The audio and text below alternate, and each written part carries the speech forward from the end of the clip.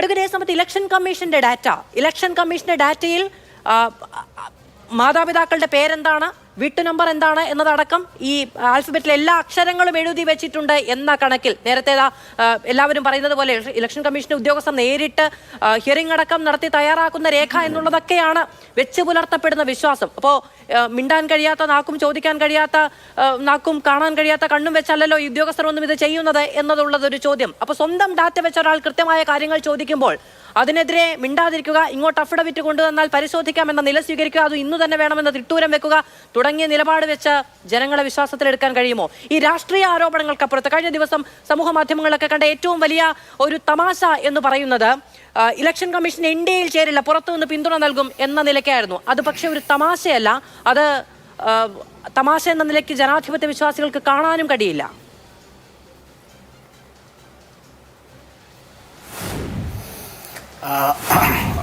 മാധവ്, ഞാൻ doctor Gopakumar sir പറഞ്ഞ് നിർത്തിയെടുത്തെന്ന് തുടങ്ങാനാണ് ഞാൻ ആഗ്രഹിക്കുന്നത്. ഇപ്പോൾ ഞങ്ങൾ 3 പേര് ഇവിടെ ഇപ്പോൾ ശ്രീ രാജു പി നായരും അതുപോലെ ശ്രീ ശങ്കുട്ടി ദാസും ഞാനും ഞങ്ങൾ വ്യത്യസ്ത രാഷ്ട്രീയ പ്രസ്ഥാനങ്ങളെ പ്രതിനിധീകരിച്ച് ഞങ്ങളിതിൽ പങ്കെടുക്കുന്നുവെങ്കിലും ഗോപകുമാർ സാറ് 15ാം ലോക്സഭാ തെരഞ്ഞെടുപ്പ് കാലത്ത് അന്ന് സ്ഥാനാർത്ഥിയായിരുന്ന എൻ്റെ തെരഞ്ഞെടുപ്പ് വിജയത്തിൻ്റെ അത് ഏതാണ്ട് കൃത്യമായി പ്രവചിക്കുകയുണ്ടായി. തൊട്ടടുത്ത തെരഞ്ഞെടുപ്പ് 16ാം ലോക്സഭാ തെരഞ്ഞെടുപ്പ് കാലത്ത് ആ തെരഞ്ഞെടുപ്പ് അങ്ങനെ എനിക്ക് വിജയിക്കാൻ കഴിയുമോ എന്നുള്ള സന്ദേഹവും ഏതാണ്ട് കൃത്യമായി അദ്ദേഹം പ്രകടിപ്പിച്ച ആളാണ്. ഞാൻ സാറ് പറഞ്ഞ് നിർത്തിയെടുത്തു എന്ന് തുടങ്ങാനാണ് ആരംഭിക്കുന്നത്. ഒന്ന്, നമ്മുടെ തെരഞ്ഞെടുപ്പ് കമ്മീഷനെ സംബന്ധിച്ച് നമ്മൾ ഇത്തരം ചർച്ചകളിലും എല്ലാം പറയുമ്പോഴും സ്വാഭാവികമായി ഇപ്പോൾ ഞങ്ങൾ 3 പേർക്ക് പകരം മറ്റാരെങ്കിലും ആയിരുന്നെങ്കിൽ എത്രമാത്രം അല്ലാതെ ചെളിവാരി എറിഞ്ഞുകൊണ്ടൊരു പക്ഷേ രാഷ്ട്രീയമായ വാദപ്രതിവാദങ്ങളിലേക്ക് പോകുമായിരുന്നു എന്നെനിക്കറിയില്ല. മാധവ് ഈ കാര്യത്തിൽ ഈ ഒരു വിഷയം തിരഞ്ഞെടുത്തത് നന്നായി. ഇന്ത്യയുടെ ഭരണഘടനയിലെ ഭാഗം 15, ഇന്ത്യയുടെ ഭരണഘടനയിലെ ഭാഗം 15, അതിൻ്റെ ഭാഗം 15 തെരഞ്ഞെടുപ്പുകളെ സംബന്ധിച്ച് പ്രതിപാദിക്കുന്നത്.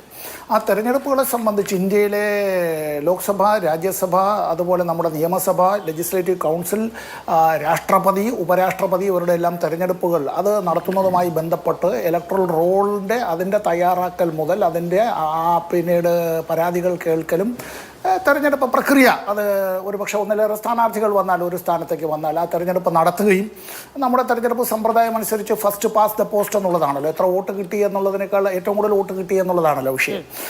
ആർട്ടിക്കിൾ 324 മുതൽ അനുച്ഛേദം 324 മുതൽ അനുച്ഛേദം 329 വരെയാണ് ഇവിടെ ഈ നമ്മുടെ തെരഞ്ഞെടുപ്പ് കമ്മീഷനുമായി ബന്ധപ്പെട്ട നിയമനവും അധികാരങ്ങളും ചുമതലകൾ അതിൻ്റെ കർത്തവ്യങ്ങൾ ഒക്കെ അതിനകത്ത് പറയുന്നത്.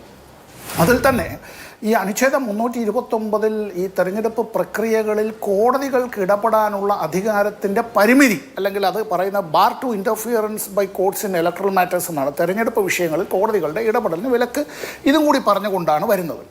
ഇവിടെ ഒരു കാര്യം നമ്മൾ മനസ്സിലാക്കാനുള്ളത്, സുപ്രീം കോടതിയുടേതായിട്ടുള്ള അധികാരങ്ങൾ പോലെയാണ് ഇപ്പോൾ ഇന്ത്യ ഗവൺമെൻറ് ഇപ്പോൾ ചെയ്തിട്ടുള്ളത്. സുപ്രീം കോടതിയുടെ ചീഫ് ജസ്റ്റിസ് കൂടി പങ്കെടുത്തുകൊണ്ടുള്ള ഒരു തെരഞ്ഞെടുപ്പ് സമിതിയാണ് മുഖ്യ തെരഞ്ഞെടുപ്പ് കമ്മീഷണറെ, ചീഫ് ഇലക്ഷൻ കമ്മീഷണറെ തിരഞ്ഞെടുക്കുന്നതുമായി ബന്ധപ്പെട്ട് വേണമെന്ന് സുപ്രീം കോടതിയിൽ നിന്ന് വിധിന്യായം വന്നപ്പോൾ അത് മറികടക്കാനായി നിയമനിർമ്മാണം നടത്തിയതായ ഒരു സർക്കാരാണ് ഇന്ത്യൻ യൂണിയനിൽ ഇപ്പോൾ ഉള്ളത്.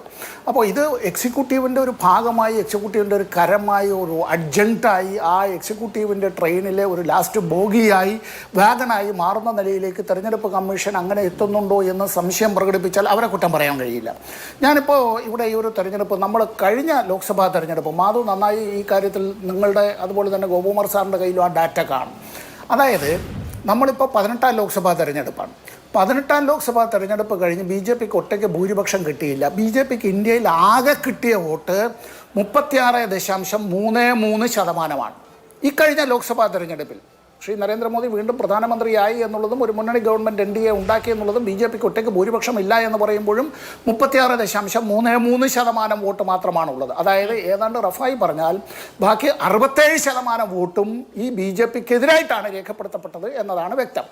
അപ്പോൾ 17ാം ലോക്സഭാ തെരഞ്ഞെടുപ്പ് കാലത്തോ 5 കൊല്ലത്തിന് മുമ്പ് 1% കൂടുതൽ വോട്ടെന്ന് BJPക്ക് ലഭിച്ചിരുന്നു. അതായത് 2025 നമ്മൾ ഈ പറയുന്ന തെരഞ്ഞെടുപ്പിന് മുമ്പ് 5 കൊല്ലത്തിന് മുമ്പ് നടന്ന തെരഞ്ഞെടുപ്പ്, അപ്പോൾ 2019 തെരഞ്ഞെടുപ്പ് നടന്നു. അപ്പോൾ 2019 തെരഞ്ഞെടുപ്പ് കഴിഞ്ഞ് 2024 തെരഞ്ഞെടുപ്പ് നടക്കും.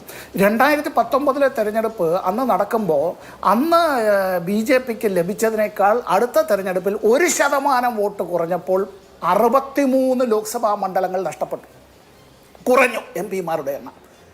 നമ്മുടെ ലോക്സഭയിൽ 63 MP-മാരുടെ എണ്ണം കുറഞ്ഞത് വെറും 1% വോട്ട് കൊണ്ടാണ്. ഇവിടെ ഇത് മാത്രമല്ല, പല സംസ്ഥാനങ്ങളിലും 10% വോട്ട് ലഭിച്ചതായിട്ടുള്ള രാഷ്ട്രീയ പാർട്ടികൾക്ക്, അത് പ്രാദേശിക രാഷ്ട്രീയ പാർട്ടികളെന്ന് ഉത്തരേന്ത്യയിലെ പല മാധ്യമങ്ങളും പറഞ്ഞോട്ടെ, അവരെ ഞാൻ പ്രാദേശിക രാഷ്ട്രീയ പാർട്ടി എന്നൊന്നും ഞാൻ അങ്ങനെ പറയാൻ ആഗ്രഹിക്കുന്നുമില്ല. അവരങ്ങനെ പറയുന്നതായിട്ടുള്ള പല രാഷ്ട്രീയ പാർട്ടികൾക്കും ഇന്ത്യയിലെ ദേശീയ പാർട്ടികളെക്കാൾ കൂടുതൽ പാർലമെൻറ്റ് അംഗങ്ങളടക്കമുള്ളതാണ്. അവർ ഇന്ത്യൻ ഭരണഘടനയോട് കൂറ് പ്രഖ്യാപിച്ചിട്ടുള്ളതും ഇന്ത്യയുടെ ദേശീയ പാർട്ടികളും തന്നെയാണ്.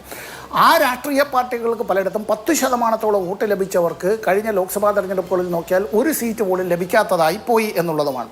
ഇവിടെ ഞാനിപ്പോൾ ഇത്തരമൊരു തെരഞ്ഞെടുപ്പ് കമ്മീഷനുമായി ബന്ധപ്പെട്ട കാര്യത്തിൽ ഇത്തരത്തിൽ ചില പരാതികൾ ഉന്നയിച്ചത് ലോക്സഭയിലെ പ്രതിപക്ഷ നേതാവ് ബഹുമാനനായ ശ്രീ രാഹുൽ ഗാന്ധി ഇത്തരമൊരു കാര്യം ഉന്നയിച്ചതിൽ ഞാൻ മാതൃഭൂമിയിലെ ഓൺലൈനിൽ വന്നതായിട്ടുള്ള ആ വരി മാത്രം മാധവൊന്ന് നോക്കിയേ, ഇന്ന് വന്നിട്ടുള്ളതിനകത്താണ്.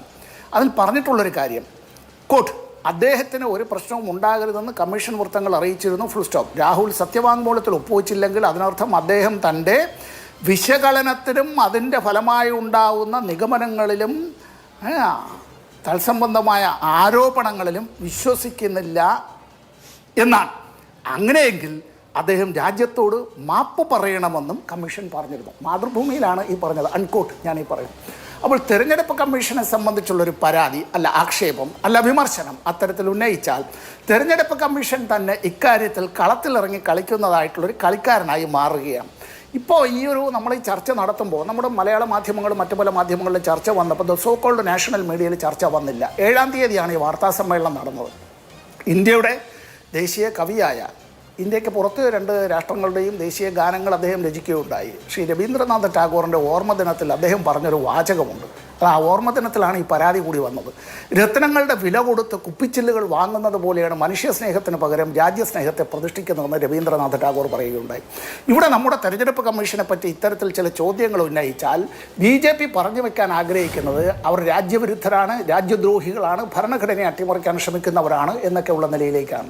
ഒരു പരാതി കിട്ടിയാൽ, ഒരു പരാതി ഉന്നയിക്കപ്പെട്ടാൽ, അതൊരു പബ്ലിക് ഡൊമൈനിൽ വന്നാൽ അത് സുവമോട്ടോ അന്വേഷിക്കുന്നതിന് സുപ്രീം കോടതിക്കും ഹൈക്കോടതിക്കുമൊക്കെ ഉള്ള തനതായ അധികാരാവകാശങ്ങളുണ്ടല്ലോ. അത്തരത്തിൽ സുവമോട്ടോ കേസെടുക്കുന്നതിന്, അത്തരത്തിൽ സുവമോട്ടോ അന്വേഷിക്കുന്നതിനുള്ള അധികാരങ്ങൾ ഉള്ളതാണ് ഇന്ത്യയുടെ തെരഞ്ഞെടുപ്പ് കമ്മീഷൻ.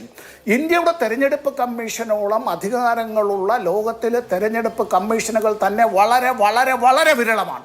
സംശയമുണ്ട് എങ്കിൽ ഇന്ത്യയുടെ ഭരണഘടനാ നിയമത്തിൽ ഡോക്ടറേറ്റ് നേടിയ, തെരഞ്ഞെടുപ്പ് നിയമങ്ങളെ സംബന്ധിച്ച ഡോക്ടറേറ്റ് നേടിയ, ഒന്നിലേറെ തവണ ലോക്സഭാ അംഗമായിരുന്ന ഡോക്ടർ സെബാസ്റ്റ്യൻ പോളിമായി ഒന്ന് ഫോണിൽ സംസാരിച്ചു നോക്കുക.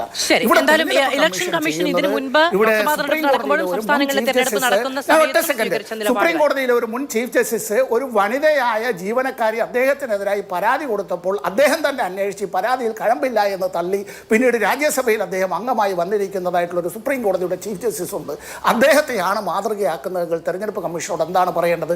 11-ാം തീയതി മറ്റന്നാൾ തിങ്കളാഴ്ച ഇന്ത്യ ബ്ലോക്കിലെ ഘടകകക്ഷികളും നേതാക്കന്മാരും ഡൽഹിയിൽ അത്തരത്തിൽ അശോക റോഡിലേക്ക് അങ്ങനെ അവർ ഈ പറയുന്നതായ തെരഞ്ഞെടുപ്പ് കമ്മീഷൻ്റെ നിർവചന സദനിലേക്ക് മുമ്പിലേക്ക് അവർ പ്രതിഷേധ മാർച്ച് നടത്തുകയാണ്. അത് ഈ ലോകം കാണുകയാണ്. ഇന്ത്യയുടെ തെരഞ്ഞെടുപ്പ് കമ്മീഷൻ നിഷ്പക്ഷമായിരിക്കണം, സുതാര്യമായിരിക്കണം, സത്യസന്ധമായിരിക്കണം. പാളിച്ചകൾ ഉണ്ടായാൽ തിരുത്തണം, പാളിച്ചകൾ ഉണ്ടാകാതെ നോക്കേണ്ടതായിട്ടുണ്ട്. തെരഞ്ഞെടുപ്പിൽ വോട്ട് ചെയ്തവരുടെ കണക്ക് പോലും മണിക്കൂറുകൾ കഴിഞ്ഞ് ദിവസങ്ങൾ കഴിഞ്ഞാലും പറയാൻ കഴിയാത്തതായിട്ടുള്ളൊരു തെരഞ്ഞെടുപ്പ് കമ്മീഷനും തെരഞ്ഞെടുപ്പ് കമ്മീഷൻ്റേതായിട്ടുള്ള അവരുടെ സൈറ്റിൽ തന്നെയുള്ള ഇത്തരത്തിലുള്ള അപാകതകൾ ഒരാൾ പുറത്തു കൊണ്ടുവന്നാൽ അതിനെപ്പറ്റി പറയുമ്പോൾ ഞങ്ങൾ ഈ തിരുവനന്തപുരത്തുകാർ പറയും, പാത്തു നിന്നവന് 10 പണം പിഴ എന്നുള്ളത് പോലെയാണ് തെരഞ്ഞെടുപ്പ് കമ്മീഷൻ പറയുന്നത്. ശരി.